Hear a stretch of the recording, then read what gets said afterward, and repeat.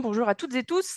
Alors moi, c'est Claire Dugleux, je suis la coordinatrice du programme Travailleurs et Travailleuses précarisés à Bordeaux, dans la métropole de Bordeaux et dans le Médoc.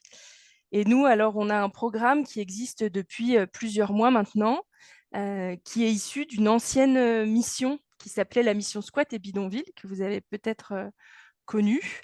Et cette mission, en fait, elle est intervenue pendant 10 ans sur les squats de la métropole bordelaise, avec le constat d'une grosse difficulté d'accès aux soins et aux droits pour les personnes qui étaient sur place.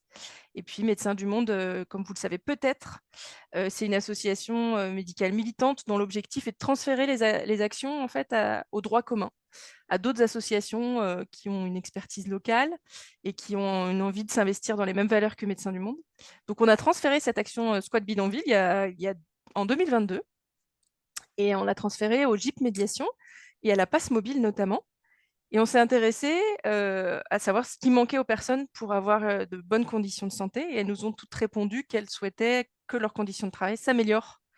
Et c'est dans cette optique-là, en fait, qu'on est allé proposer un programme autour de l'amélioration de la santé par les conditions de travail des personnes.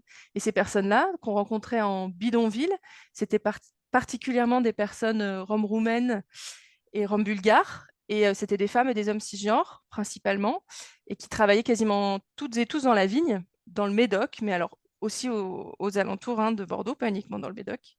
Donc nous, on s'est dit qu'on allait agir dans le Médoc pour commencer, parce que c'était un territoire qui était très défavorisé à plein de titres, notamment la mobilité, la densité de population, la désertification médicale, la prévalence de certaines pathologies, etc. Et du coup, vous avez commencé à travailler auprès des travailleurs saisonniers, qui sont du coup employés par les viticulteurs. Est-ce que tu peux un peu, nous expliquer, comment ça marche là-bas? Comment c'est organisé, le travail saisonnier? Ouais, complètement. Alors, c'est vrai que je ne vous ai pas précisé que donc pour mener ce programme-là, on a fait une mission exploratoire où on a déterminé 4 problématiques de santé. Donc, les troubles musculo-squelettiques étant le plus important dans le travail de la vigne, la santé mentale aussi, l'isolement, la pression, l'angoisse, l'anxiété liées aux conditions de vie aussi, les conditions de travail hyper pressurisantes.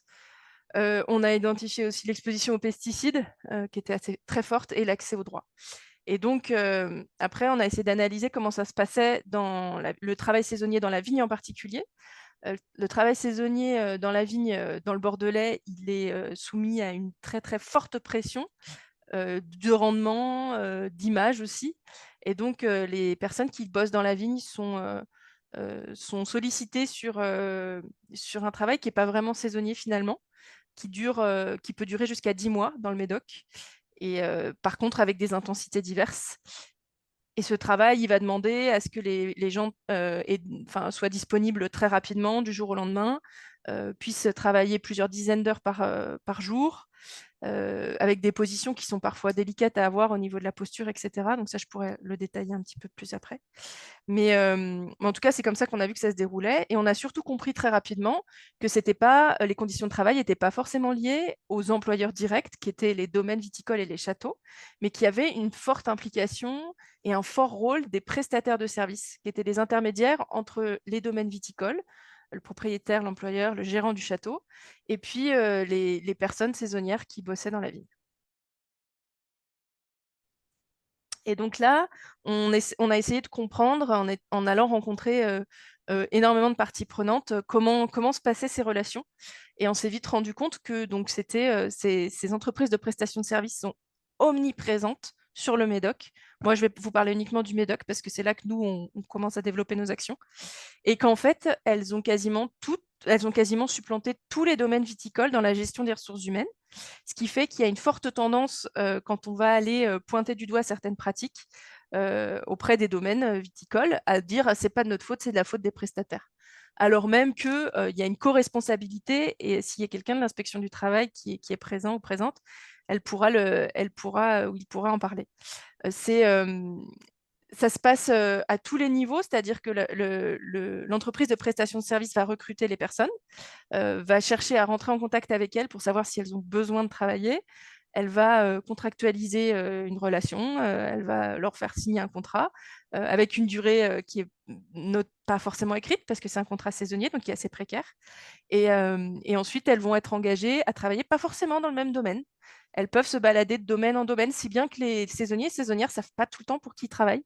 Et parfois, ils pensent même qu'ils travaillent directement pour un château, alors que pas du tout, ils sont employés par un prestataire qui bosse pour ce château.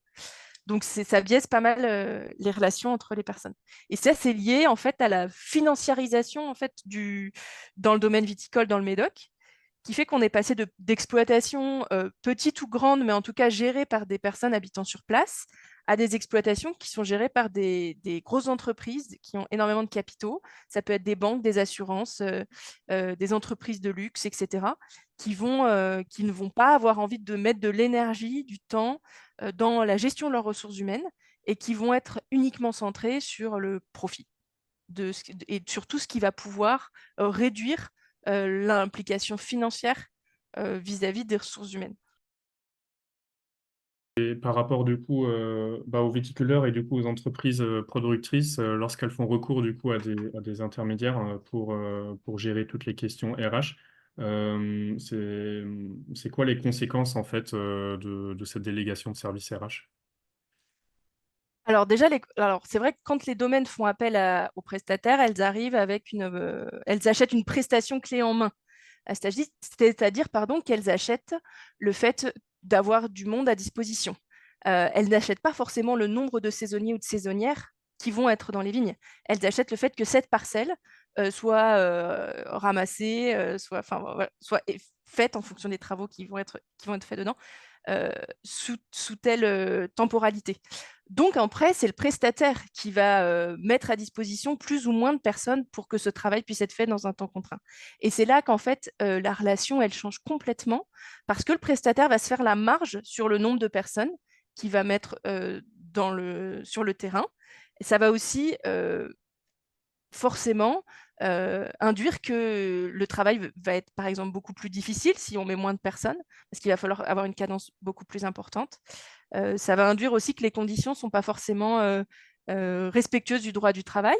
Nous, on a beaucoup de témoignages de personnes qui nous disent qu'il n'y a pas de respect de temps de pause, qu'il n'y a pas de mise à disposition de sanitaires, d'eau, de toilettes, pour se rincer les mains, enfin, quoi que ce soit, pour aller faire ses besoins, pour se rincer, se mettre de l'eau sur le visage. On a des périodes où il fait aussi extrêmement chaud dans le Médoc à ce moment-là. Il n'y a pas d'ombre, il n'y a pas de lieu dédié pour prendre son repas. C'est assez compliqué. Et le fait que ce soit uniquement géré par ses prestataires, du coup, il y a beaucoup de domaines viticoles qui ne souhaitent pas, en fait, puisqu'ils demandent cette prestation, qui ne souhaitent pas être mêlés à tout ce qui va concerner le bien-être au travail. Et ça, c'est quelque chose dont on voit qu'il y a des impacts hyper forts sur la santé des personnes.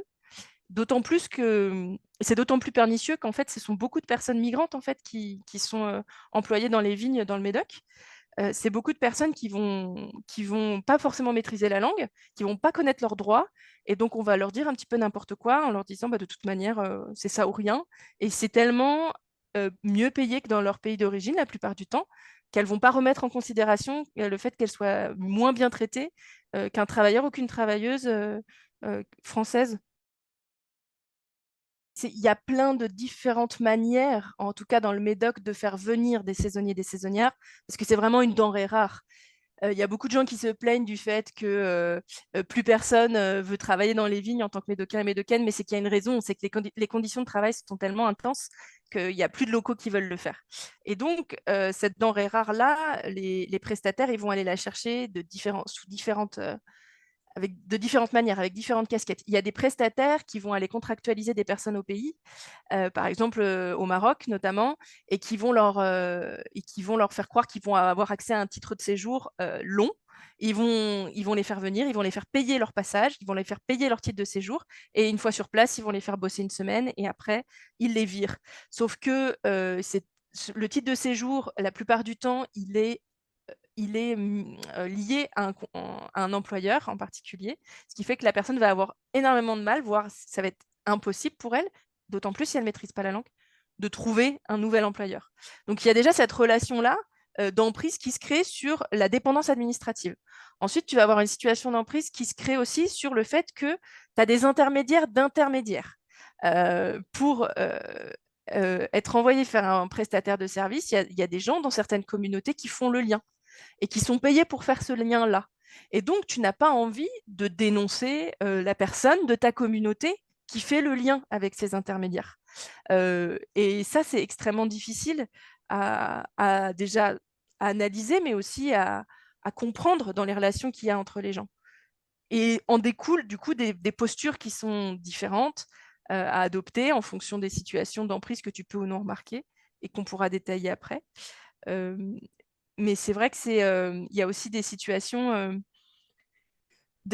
d'emprise liées au fait que les personnes sont en situation de précarité financière très forte et que de toute manière, elles vont accepter tout travail. Et c'est un des seuls travails dans les vignes, dans le Médoc, qui embauche beaucoup de personnes migrantes, quelle que soit leur origine géographique, quelle que soit leur couleur de peau ou leur religion. C'est un des seuls travails qui ne va pas être discriminant parce qu'il y a énormément de besoins de main-d'œuvre. Donc, on ne va pas vouloir rechigner, on ne va pas vouloir dénoncer, on ne va pas vouloir se plaindre. Et il y a des études qui ont été faites à ce sujet-là, et le Codetra, c'est une source d'information très importante sur la plainte des travailleurs migrants agricoles de manière générale, et le fait que ce sont les personnes qui sont les moins bien traitées qui ont le plus de mal à l'exprimer. Et ça, c'est important à avoir en tête quand on agit auprès des personnes dans ce cadre-là.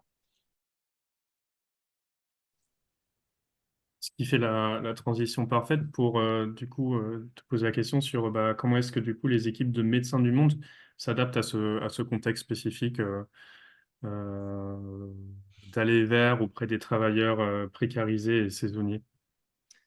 Alors nous, c'est vrai qu'on a de la chance dans le sens où on a eu l'expérience d'une association nationale, internationale qui œuvre depuis un certain temps dans les squats, les bidonvilles, mais aussi en milieu rural. Donc on s'est aussi adapté à nos manières de faire. Nous, ce qu'on a décidé de privilégier, c'est la médiation en santé comme porte d'entrée avec ce qu'on appelle dans notre jargon la carotte de la consultation médicale gratuite. C'est-à-dire qu'on va proposer des consultations globales aux personnes qui, quand elles n'ont pas forcément d'informations sur leurs droits, on se dira super, je vais pouvoir avoir accès à un médecin, par exemple. Et ensuite, on leur propose de la médiation en santé. Et donc, la médiation en santé, c'est faire le lien entre la santé de manière globale et l'accompagnement social. C'est aussi faire comprendre au réseau de partenaires sur place ce qui se passe pour ces personnes saisonnières et saisonnières, dans quelle situation elles sont et quelle attention il faut leur porter particulièrement. Ça va leur faire comprendre aux personnes qu'elles sont exposées à des risques toxiques, par exemple l'exposition aux pesticides, mais pas forcément aussi les troubles musculo-squelettiques. Donc nous, notre manière d'agir, en tout cas, c'est en allant vers les personnes. Donc on va sur le Médoc, on a décidé de faire une permanence fixe dans le Médoc. Donc on a identifié un lieu où il y avait beaucoup de châteaux autour et surtout un lieu où il y avait beaucoup de passages. Donc on est au milieu de deux supermarchés, une église et une mosquée et la gare. Et en fait, on va faire cette permanence-là. En amont, on va aller vers les personnes pour tracter avec des flyers en différentes langues. Et là, j'insiste énormément sur le fait que ce soit disponible en différentes langues, mais beaucoup de langues surtout. Pas juste une, deux, l'anglais, etc., hein. C'est vraiment les langues adaptées au type de personnes qui vivent sur place. Donc, on va les tracter, on va les ramener vers la permanence si ça les intéresse, avec ces consultations de médiation en santé, ces consultations médicales.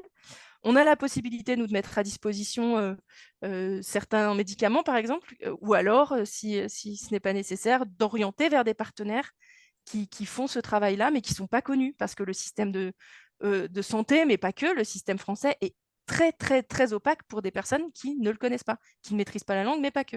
Même des personnes qui maîtrisent la langue, c'est très complexe. Donc nous, c'est comme ça qu'on va agir principalement. Sur les lieux de passage, sur les lieux de vie, on se déplace, on a une voiture, on se déplace, on essaie de voir où est-ce que les saisonniers et les saisonnières se posent. C'est pas une communauté homogène, les saisonniers et les saisonnières, donc en fait, ils se posent à différents endroits, dans différentes circonstances, selon ce qu'ils recherchent. Il y a des personnes, il y a des voyageurs, il y a des personnes en bidonville, il y a des personnes en squat, il y a des personnes en maison suroccupée, il y a des personnes qui sont dans des camions dans la forêt. Euh, Qu'au bout de quelques mois, alors même qu'on n'était pas connu dans le Médoc, on était connu sur la métropole de Bordeaux, mais pas dans le Médoc, on a eu des situations de personnes victimes d'exploitation qui sont venues à nous et si on n'avait pas fait, si on n'avait pas eu cette manière d'agir, il est très fort probable qu'on n'ait pas pu faire un accompagnement aussi qualitatif. Et cet accompagnement-là, il se fait en tissant un réseau de partenaires. Enfin, en tout cas, Médecins du Monde croit très fort dans cette capacité-là de tous les partenaires à agir ensemble, même si on n'a pas toutes les mêmes manières de faire, au moins pour l'intérêt des personnes, qu'on se mette d'accord sur une manière d'agir ensemble. Nous, on a très bien travaillé avec l'inspection du travail quand on a eu affaire à ces cas-là. C'est extrêmement difficile parce qu'il faut être très réactif quand, par exemple, on a des cas d'exploitation, des cas d'emprise qui sont dénoncés, parce qu'il y a aussi le temps de la parole. Tisser un lien de confiance, ça prend du temps. Il ne faut pas se mettre la rate au courbouillon. Il faut se dire que sur ce genre de situation, il faut avoir le temps en fait, de parler, discuter, d'être dans l'informel, d'être dans la rencontre, pas avoir des objectifs au bout de quelques mois, et puis d'attendre que la parole se libère et que les gens soient en confiance. En revanche, une fois que le consentement est éclairé, que la parole est libérée, que le consentement, surtout sur le processus, par exemple, de dénonciation d'un système d'exploitation par le travail est décelé, là, pour agir, c'est extrêmement rapide. Alors, ce n'est pas de notre fait, nous, Médecins du Monde, hein, c'est le processus comme ça, la personne de l'inspection du travail pourra en parler. Et ça, c'est compliqué parce que c'est pas forcément la temporalité des personnes. Il faut être très au clair avec les personnes pour leur expliquer ce processus-là.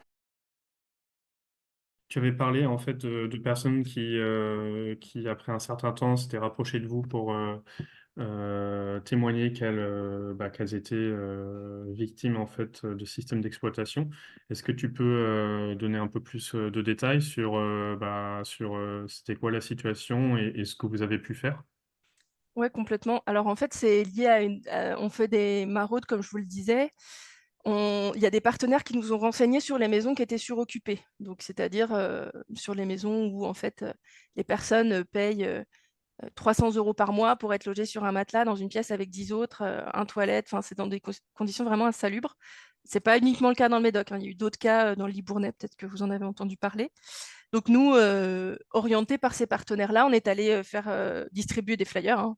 Pas du porte-à-porte parce que les gens peuvent se sentir aussi un peu tendus avec le porte-à-porte, ce que je comprends tout à fait. Bon, donc en tout cas, on avait laissé des flyers et puis on avait été déposés dans des commerces, notamment, je crois que c'était un resto marocain, à la mosquée, plusieurs trucs aussi, parce qu'on savait qu'il y avait beaucoup de travailleurs marocains qui étaient sur place. Et là, en permanence, il y a 2 personnes marocaines qui sont venues nous voir et avec lesquelles on a échangé au départ sur la santé. Donc elles ont eu toutes les 2 une consultation avec un médecin généraliste qui était présent et puis avec la médiatrice en santé qui était là. Et au fur et à mesure, des entretiens, donc ils sont venus une première fois, ils sont venus une seconde fois. Ils sont venus, je crois, ouais, 2 fois avant que ce soit évoqué, donc c'est quand même très rapide. Ils nous ont fait part de leurs conditions de travail. Ils ont commencé à poser des questions sur leurs conditions de contrat. Ils ne comprenaient pas pourquoi ils n'avaient pas accès à certains droits, notamment l'AME, mais pas uniquement. Et en fait, la collègue Laurie, qui est médiatrice en santé, a commencé à creuser tout ça et s'est rendue compte que ces personnes étaient potentiellement victimes d'exploitation. Donc, elle leur a demandé un maximum de documents pour pouvoir se renseigner sur ce qu'elles pouvaient faire. On a pris contact avec une autre association, avec l'inspection du travail, pour savoir s'il était normal que ces personnes soient dans cette situation, s'il y avait quelque chose qu'on pouvait leur proposer. On n'était pas là pour pointer du doigt, on était juste là pour, OK, qu'est-ce qui va pas là et vous avez besoin de quoi pour que ça aille mieux? Vraiment, c'est tout bête, mais c'est vraiment important de le dire. Donc elles se sont pas senties pressurisées, ces personnes-là. Et donc l'inspection du travail, on a une inspectrice du travail au téléphone qui nous dit: «Bah, écoutez, les documents que les personnes vous ont mis à disposition là, c'est vraiment bien, il en manque quelques-uns. Moi, ce que je vous propose, c'est d'aller rencontrer ces personnes-là rapidement pour pouvoir faire le constat sur place de leurs conditions de travail et de leurs conditions de vie». Et donc ça s'est déroulé comme ça, c'est-à-dire que, la médiatrice en santé a fait l'intermédiaire entre l'inspection du travail et les personnes. Il y a un entretien qui a été fait, entre l'inspectrice du travail et ces 2 personnes-là, avec leur consentement, avec une explication du déroulé de ce qui pouvait se passer ou pas se passer, pour pas non plus donner beaucoup d'espoir, parce que si jamais ça n'aboutissait pas, malheureusement, les personnes s'étaient mis en difficulté pour rien.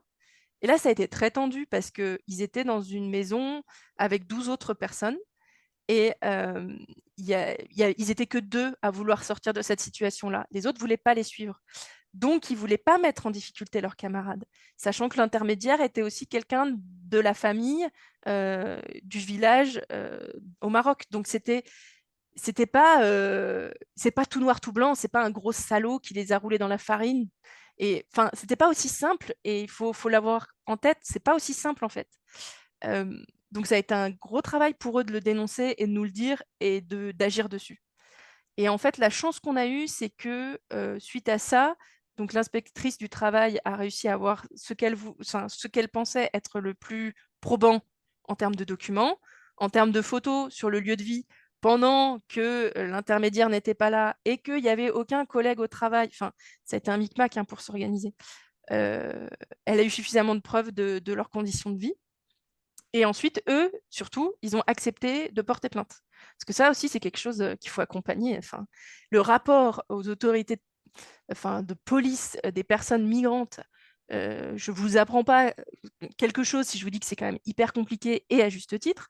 Donc, il y a un travail d'accompagnement hyper fort à ce niveau-là pour essayer de rassurer un maximum.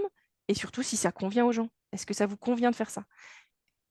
Nous, là où ça leur a convenu, c'est qu'elles ont, pour elles, c'était clair que si elles ne le faisaient pas, elles n'avaient pas d'hébergement derrière.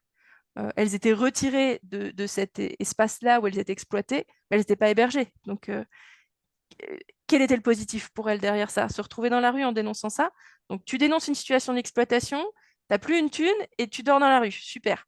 Donc, il y avait aussi un truc de très pragmatique à avoir en tête, quoi. Et c'est comme ça que les choses se sont faites et enfin, les personnes ont eu énormément de chance et parce qu'on nous a bien dit, hein, que c'était pas souvent que ça se passait comme ça. Et là, heureusement pour elles, ça s'est très bien passé. Elles ont eu un hébergement. Elles ont, elles sont sorties de cette situation-là. Leur employeur a été dénoncé. Et puis, on a appris très récemment qu'elles ont obtenu un titre de séjour. Donc, c'était super, quoi. C'était vraiment incroyable. Et parce qu'il y avait une vraie volonté politique à ce moment-là de frapper fort dans le Médoc. Du côté de l'employeur qui a été dénoncé, il y a eu c'était quoi les conséquences pour lui? Alors ça, Oui. nous, on n'est pas au courant de ça. On sait Mmh. juste qu'il y a une procédure qui a été lancée. Il nous a semblé, mais on n'a pas rebouclé avec l'inspectrice du travail, qui je ne sais même pas si elle non plus, elle a l'information. Mais il nous a semblé que c'est comme ce que je vous disais, c'est-à-dire qu'en fait, ils ont fermé la boîte de Presta pour la rouvrir sous un autre nom dans le département d'à côté, comme ça se fait beaucoup en fait. C'est souvent des montages particuliers. Peut-être qu'il y aura quelqu'un dans l'assistance qui s'y connaîtra mieux que moi, parce que là, je ne l'ai pas en tête, mais c'est des montages qui font qu'il n'y a pas que la boîte de prestation de services autour de ces sociétés-là. Il y a une boîte immobilière, il y a une boîte agro-industrielle, enfin, il y a plein de petites choses, ce qui fait qu'ils peuvent facilement fermer, réouvrir, fermer, réouvrir. Enfin, c'est vraiment c'est difficile, en fait, de mettre le doigt là où ça bloque. OK. Même si une des recommandations qu'on aurait, c'est justement de donner plus de moyens aux inspecteurs et aux inspectrices du travail pour faire leur métier dans de bonnes conditions, pour justement endiguer ces phénomènes le plus rapidement possible, et donc avoir des moyens humains, donner des moyens aussi aux personnes sur place pour avoir accès à toutes Mmh. ces informations qui sont disponibles. Parce que ce n'est pas des boîtes de prestations de services qui apparaissent comme ça. C'est des gens qui ont des sociétés en France, qui payent des impôts, qui potentiellement doivent avoir certaines déclarations qu'il doit être possible de vérifier dans différentes institutions. Je pense à l'URSSAF notamment, mais je pense à la MSA aussi. Il y a des choses quand même à inventer pour que ces phénomènes-là disparaissent. Et j'espère en fait qu'il y a beaucoup d'autres départements, territoires qui ont envie de lutter contre ces phénomènes-là, parce qu'on n'est quand même pas là pour qu'il y ait des travailleurs qui soient des sous-travailleurs ou des sous-travailleuses. On est là pour que tous les gens vivent et travaillent dans de bonnes conditions. On est là pour respecter la dignité humaine, et on n'est pas là pour dire toi, t'es moins bien que moi, donc tu peux aller te casser le dos et le reste, c'est pas un problème.